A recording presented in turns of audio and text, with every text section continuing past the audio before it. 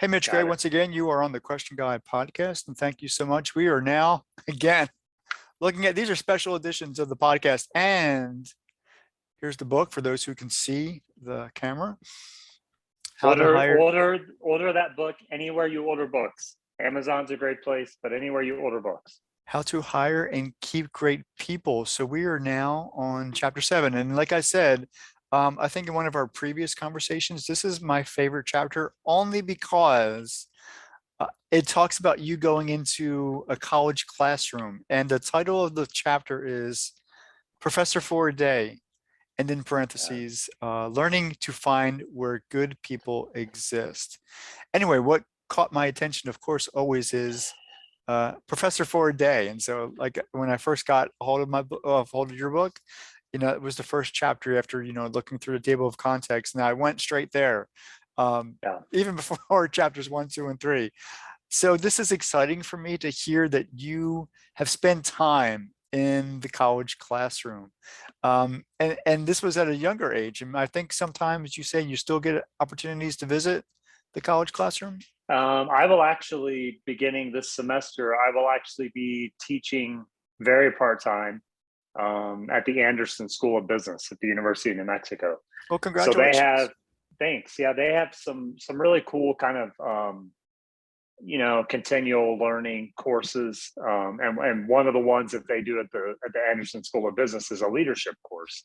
Mhm. And it's for people in upper management. A lot of colleges and universities have those opportunities. And so last year I was invited to come in and speak, and it was really interesting because after the class, I think a few days later, the lady that was teaching the classes, the ones I spoke at, she contacted me. We were talking, and she goes, "Mitch, you need to be the one teaching these class."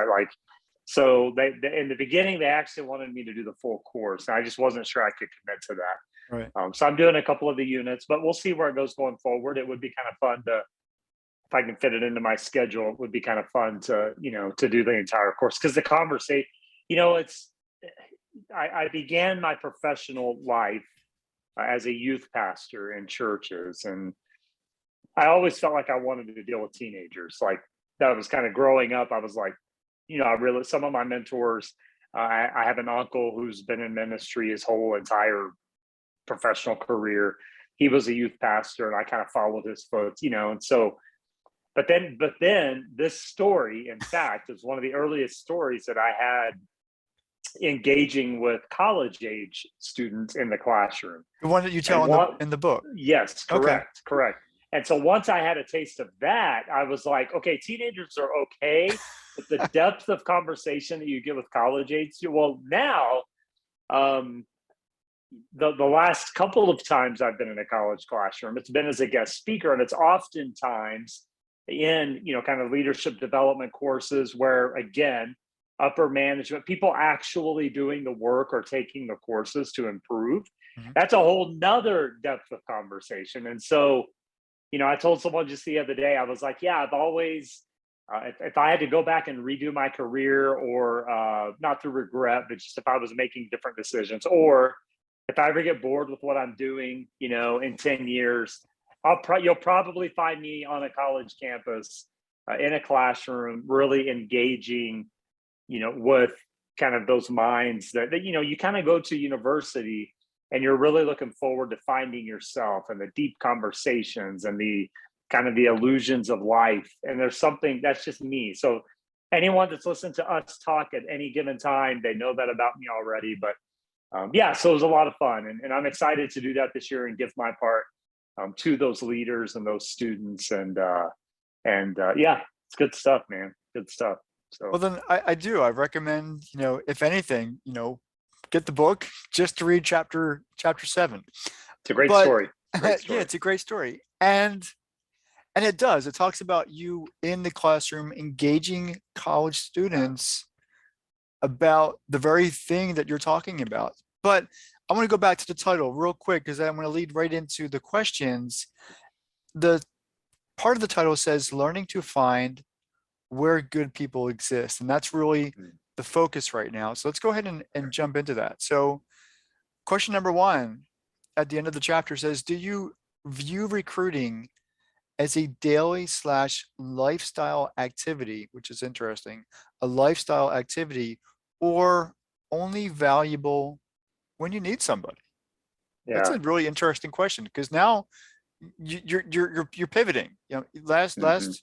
last chapter was a real pivot, and now we're kind of getting into the heart and soul of the acts and the functions and the mindset of, finding those people. Yeah, it's really amazing to me, how many people I work with, talk to, engage with, who segregate the idea of recruiting, and it's almost like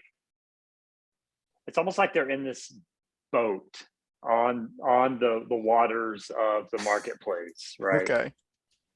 And it's almost like, okay, we know that we could have issues with the boat. We see the storm rolling in, and we know that there could be issues. And we have a can of tar for the bottom of the boat that we could proactively, each day or each week or whatever, we could proactively prepare the boat to best handle the storm rolling in. Okay, that seems reasonable, right? Oh yeah. What I find is the vast majority of hiring leaders, they're looking at the boat, they're looking at the storm, um, they're allowing stress and anxiety and frustration to overwhelm them because they see the storm rolling in. So they begin yelling out, commands and demands to the crew. One hole here, another hole here. Pretty soon the boat is just sinking. Yeah. So now they have a problem, and they forget about the storm that's coming in. They forget about all proactivity. And the only problem that they're focused on is bailing water so that they can potentially fill the holes. But rather than hiring someone who knows something specifically about ships, who will come on and help inspire the team to do exactly what they need to do, they just get people that have two hands and two arms and two legs that can bail water. So now they just have a team of water bailers. That's all they're worried about. And they may get the water bailed, but they don't have anyone that can fix the boat. And so then they take it on themselves to fix the boat because they're the only one that has the knowledge to fix the boat.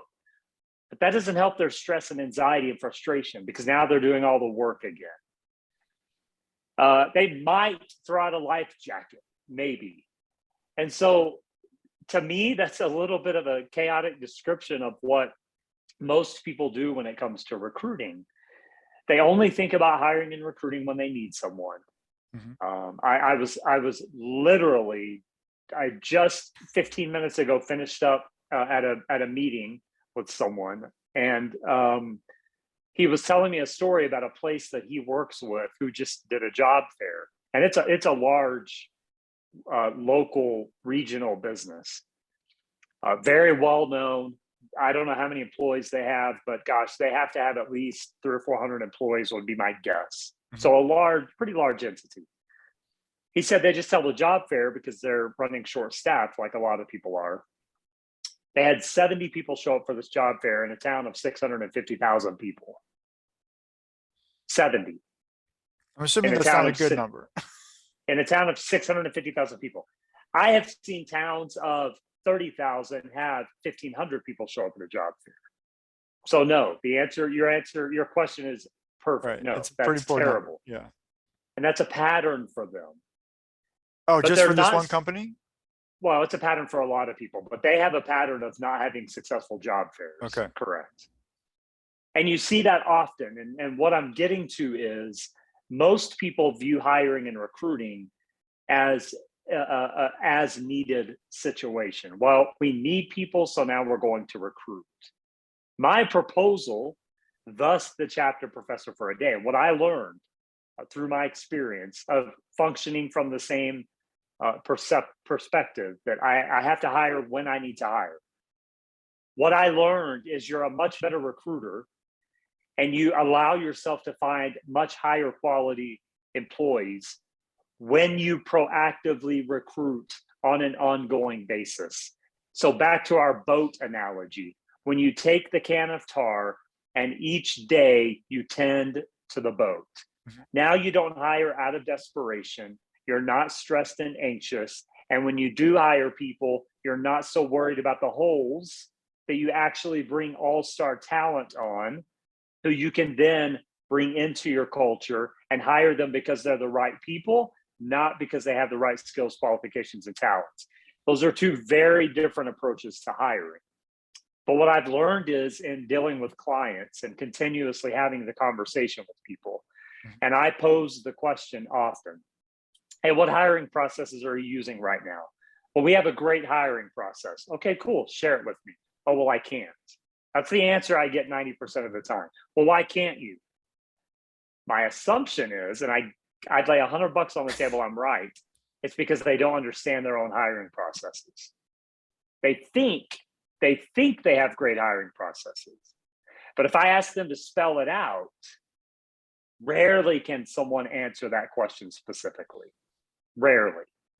And what that tells me is you don't answer a question specifically, either A, because you're ignorant and don't know, and I don't mean that negatively. Right. You don't know, or B, you're worried that I can actually teach you something better, so you're insecure, or C, it's really not working for you, but you don't want to have to think about it. In fact, I had someone recently tell me, I don't have the luxury of time to actually share with you my hiring processes. Okay. Verbatim? That was the answer? Yes, verbatim. Oh, wow. AKA, you either don't know, it's not working very well, or you're afraid I'll show you something better. I can promise you, I've studied psychology long enough to know, and human behavior, that's the reason why. Because someone with an actual great hiring process is actually going to say, oh yeah, let me tell you how it works. Let me tell you about my team. Because people like to brag on themselves. It's human nature, and it's okay. And so what I've just learned over all these accumulative years and experiences is that oftentimes we speak from our insecurity, we speak from our ignorance, and so then we push away instead of welcoming opportunity. And so what I did in the story of Professor for a Day is I was looking at all the holes in the boat. I was screwing it up really fast. I didn't know what to do. I had gotten really lucky on hiring a few really great people. And the only thing I finally came to my senses and understood to do was to go to those few great people and say, do you know anyone looking for a job? Well, then I want to, because I really want people to hear this story. So I'll I tell her. want to skip questions 2 and 3. Talk Okay. about the story that's in your chapter. Just lay it out for us. So I came to my senses and I went to those people and I said, well, no, talk about you being in the classroom. Talk about that experience. This leads Okay. to that. This is Okay. why I ended up in the classroom. So yes, I went to those few people that were amazing and I said, do you know anyone else? And they were working for you at the time. Correct. Okay. Correct. All-star talent. And I was just, I can't tell you, no one told me to do that. I can't tell you even reasonably why I did it. I was just so desperate that I knew the analogy in life, birds of a feather flock together. I knew enough about that. Right. So I went to those 3 or 4 teammates and I said, do you know anyone else? Do you have any friends? Because we need to upgrade our team. And so one of them, who was finishing up their bachelor's degree, said, yeah, I've got some, classmates that might be interested. And then I was like, well, that's interesting. So what does that look like? And she said, well, we always have guest speakers. Like, would you be interested in doing that? I could get you in touch with my professor. I said, yes, yes. So she got me in touch with the professor, and it was actually a textiles class. And so this university didn't have, fashion design or anything like that, but they had some classes within their consumer sciences department that kind of led down that, like textiles and things of that nature. Okay. And so I reached out to this professor, we met, and she was like, Mitch, it'd be great to have you come in and speak to my class. And so I did. And so the story is that the story in the book is the first time I went. And it was a group of about 10 to 15 that it was all girls. I was the only guy in the room. Including the professor was female. Professor was female. She's the head of the department, which was a benefit. Wow. And so, we just kind of started talking, and then some, questions came up, and the question in the book, if I remember correctly, Oh, it I was can tell you what the basically, question is. yeah, it was basically, What's it like being a what's your manager? favorite part about being a manager? Yeah, Like, yeah, yeah. something. And so, of course, that just opened the whole conversation. And what followed suit, I quite frankly can't remember if I hired anyone from that class. I know we gained quite a few customers from that class.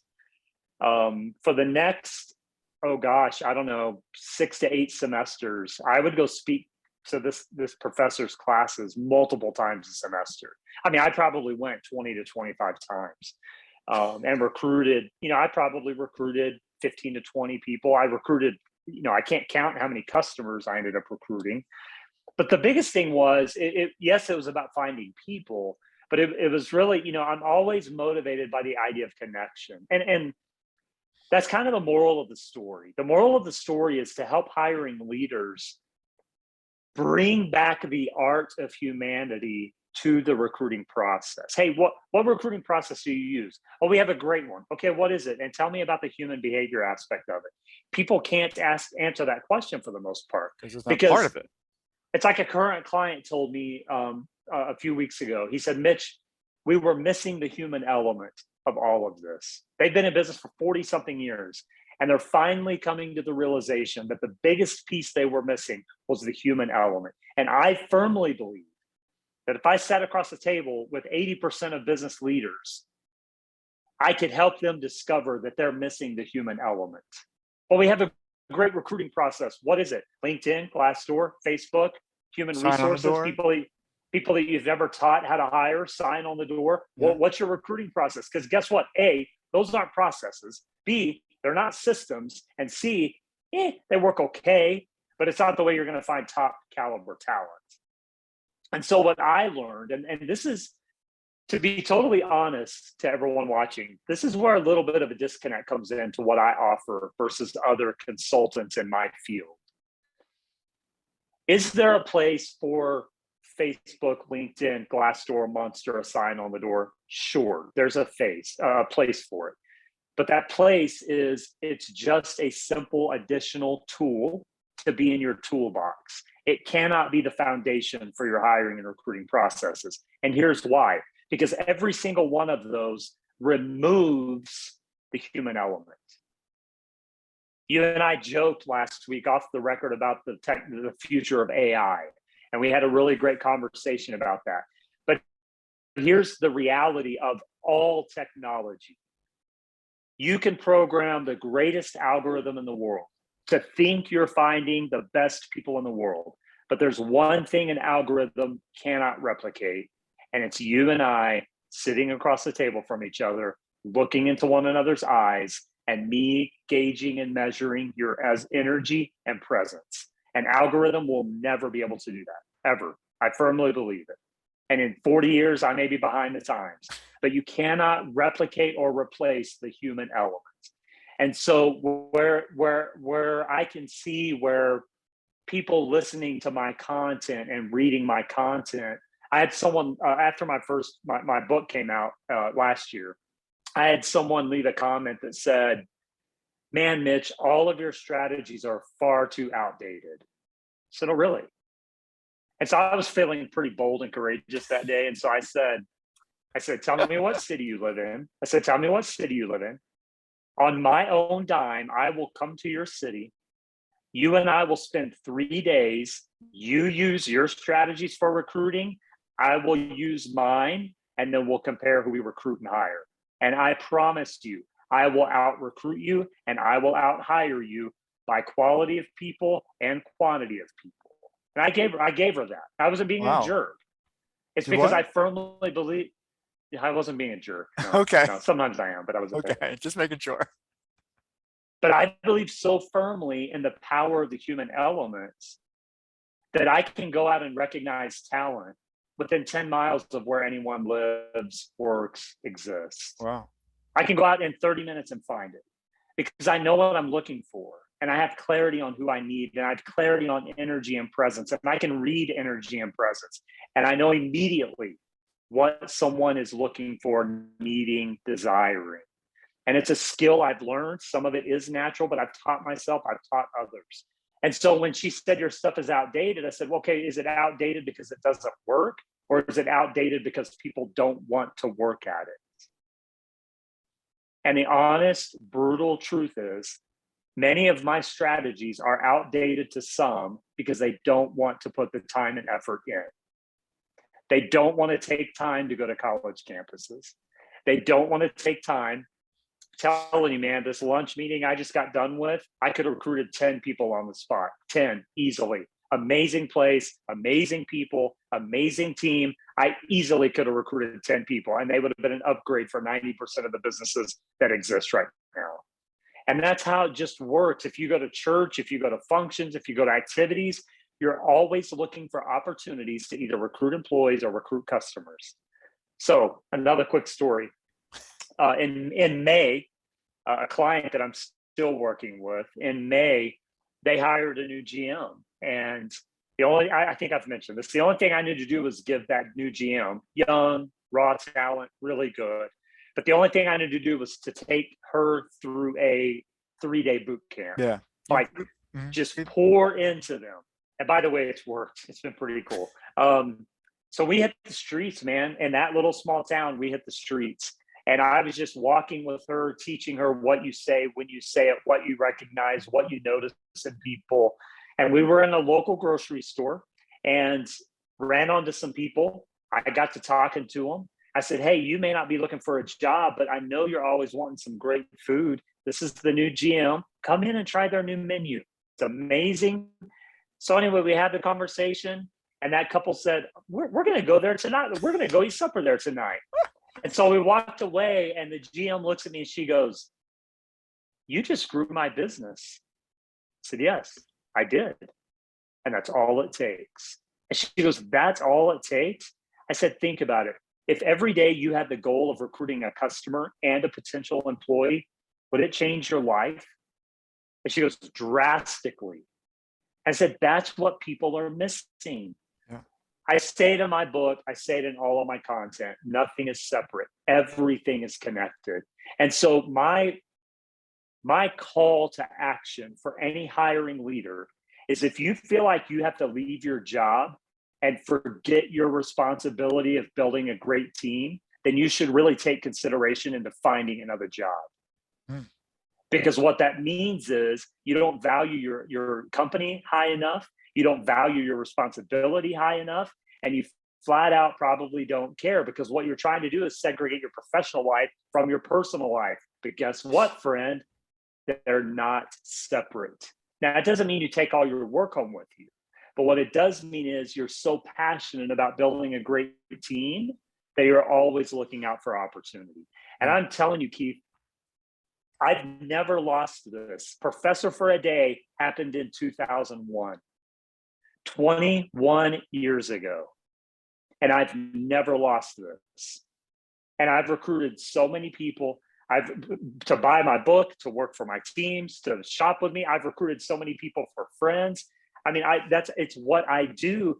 And the reason I do it is because I don't do things I don't believe in. And that's where I think people lose interest. I'm working a job. I'm working for a company. I'm an HR person. I have good benefits. I make decent money, period. End of story. Well, if you don't have enough compassion and empathy for yourself and others to build a great team, then get a different job. It's as easy as that. You're holding yourself back, you're holding your company back, and you're holding others back, because nothing is separate. Everything is connected. And so Professor for a Day really does matter. Evidently, I'm really passionate about that chapter as well, because I see it. You've asked me I one love question, and here we go. I'm probably really passionate because I just partnered with an agency, and we just began a new marketing campaign. And it's been really interesting to see the results coming back, when we're cold calling and cold messaging people. And I get some of it is because it's a cold message. I get it. People are scared of that. But what's interesting is as I continue the conversation, how much they push back on, no, we're fine. No, everything's great. And then when I begin asking them questions like, well, how are you helping your team grow personally? Well, we have great programs for that. Okay, what are they? Well, we can't share that. Oh, you can't share it because you probably don't have it.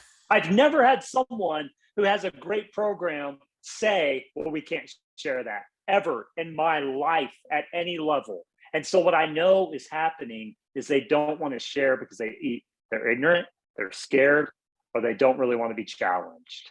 And so I am really passionate about this subject right now because we have so many people who are looking for great opportunities because of the pandemic. We're still recovering.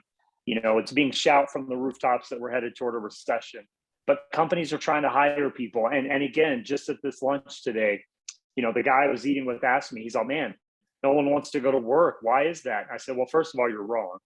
People do want to go to work. But people take a job for money. They don't stay for money. I've said it a million times. I'll say it a million more. And he goes, I've heard you say that before. And I said, because it's true. It's 100% true.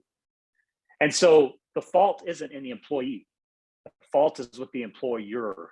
And until people get that message, until they're willing to look for opportunities at the grocery store, at church, at lunch, at the synagogue, at the soccer complex, at the gym. You know how many people I see in the gym that I would recruit? Hundreds. It's a great place. People are healthy. They're pushing forward. They have ambition. No one's forcing them to go. So they want to make good decisions. Why would you not recruit people at the gym? But who's doing it? No one.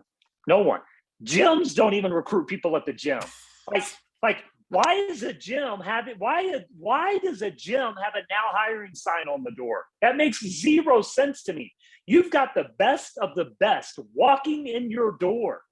Why are you not recruiting those people? I guarantee you someone's ready for a job transition. If you are a gym owner and you're watching this video or listening to this podcast and you're not recruiting someone, as a hashtag. hire me and I will come in and teach you. And I guarantee you in 30 minutes, we can recruit 10 great people at your gym. I guarantee you we will, and it'll be amazing. But a lot of people just don't know how. And a lot of people just aren't willing. I had someone ask me one time, well, Mitch, aren't you just teaching poaching? No, I'm not. I'm teaching being human. Because it's not my responsibility for you to keep your own teammates. Because if you have a great culture and people love working for you, guess what they're not going to do? Look for another job. Leave. Yeah. They're not going to leave. And by the way, we used to have a saying, you never recruit the unemployed. Again, I say that with a grain of salt because of the last 3 years. I understand. But the moral of that is the vast majority of time, the best people are already employed. And so even if the best person comes in to apply to a job with you, guess what? They already have a job. But you're still going to interview them, correct? You're still going to potentially offer them a job while they're employed, correct? So what's the difference? The difference is instead of waiting on the holes in the boat to appear, you're being proactive. Right. And you're the one instigating the opportunity. That's all it is. You're offering an opportunity.